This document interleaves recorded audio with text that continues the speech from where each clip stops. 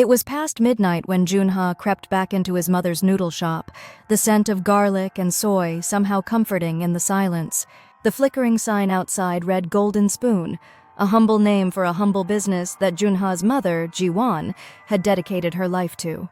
Jun-ha paused, watching her bent over the counter with her back turned, wrapping dumplings like she did every night, her small axe fueling their survival. He should have been ashamed that he was coming home so late. But tonight, he wasn't. Tonight, something had changed. Are you hungry? Her voice was warm, careful, nothing like the tired reprimands he deserved. No. Sweat still clung to him from the fight earlier.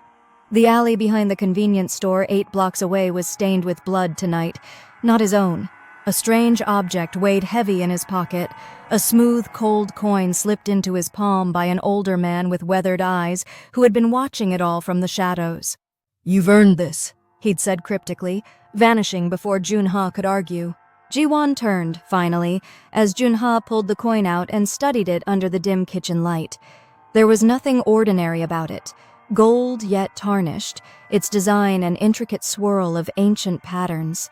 The language on the edges wasn't Korean, or any language Jun-ha knew. "What's that?" Ji-won questioned curiously, stepping closer.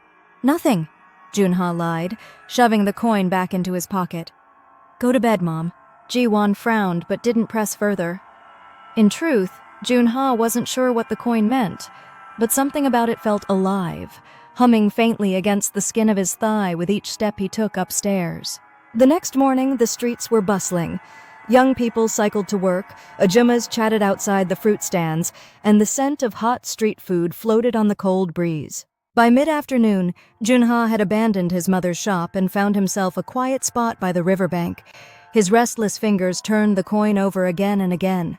But as he stared out at the shimmering waters, the patterns on the coin began to glow, barely perceptible at first, then stronger, pulsing under his fingertips. "What the hell, is this thing broken?" he muttered, fumbling it, causing the gold disc to slip right out of his grip and splash into the cold river below. Instinct took over. Jun-ha reached without thinking.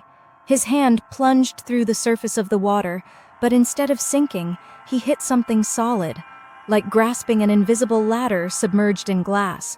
And then, the world blurred. A deafening roar erupted from beneath the water as ripples spread unnaturally wide. Jun-ha stumbled backward, his soaked hand clutching the coin once again. "Careful!" a low voice boomed behind him. Jun-ha froze. Slowly he turned, his heart thundering as his eyes landed on a figure dressed in traditional hanbok robes, the kind you'd find only stuffed in museums these days. The man's silvery hair flowed past his shoulders, and his sharp amber eyes gleamed like the coin itself. "You dropped this," said the stranger, smirking slightly as he gestured to Jun-ha's clenched fist.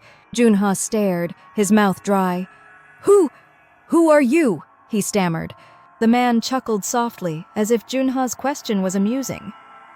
"The better question," he said, stepping forward, "is not who I am, but why that coin chose you." Unresolved questions swirled in Jun-ha's head, far faster than he could untangle them. It wasn't until the following evening that things escalated further. Jun-ha couldn't tear his thoughts away from the strange man, or the golden coin now locked in the depths of his bedside drawer. So much that he wandered Seoul for hours, restless, until he accidentally wound up near the same convenience alley from the night before. "Yeah, here he is!" A familiar voice spat venom at him, pulling him from his thoughts. Jun-ha went rigid. He knew that voice. It belonged to young Do, one of the local thugs who Jun-ha had fought earlier. Beside him were 3 more men, all clearly looking for payback. Jun-ha cursed under his breath, fists balling up defensively as adrenaline pumped through his veins. "Not feeling brave now, huh?" young Do sneered, stepping forward. And just as the first blow was about to land, the world shifted again. A splitting light slashed through the air, blinding everyone nearby, including young Do's gang. A presence rippled in the darkness as if reality itself bowed under its weight. It was him, the man from the riverbank. He appeared effortlessly between Jun-ha and his enemies, serene yet commanding, his gaze sweeping over the gangsters like they were small nuisances. Young Do froze, sweat trailing down his face. "Who?" he began, But when the man raised his hand, Young-do staggered backward like he'd been slapped by something invisible. "No need to waste time on insects," the man said. He turned to Jun-ha, his voice sharp with authority. "Jun-ha, do you know what they'll become? Corruption spreads like fire. These men will burn soon enough." Jun-ha stared, his mind racing at far too many speeds to settle on words. He was certain one thing, however. This stranger radiated danger, yet oddly protection too. Who are you?" Jun-ha asked again, this time more desperate for an answer.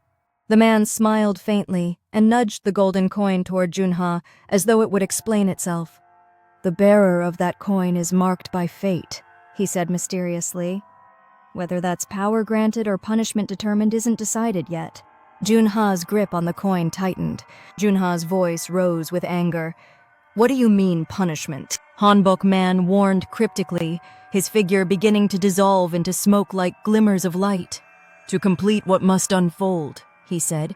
"We'll meet at the turning point sooner than you think." And then, without another syllable, he disappeared just as swiftly as he entered. Jun-ha stood alone once again in the quiet alley, wondering if he had just stepped into a nightmare, or something far stranger than that. To be continued. Will Jun-ha figure out the ominous power surrounding his newfound coin? What does fate hold for him next? Subscribe to our channel and stay tuned for more of Jun-ha's thrilling journey.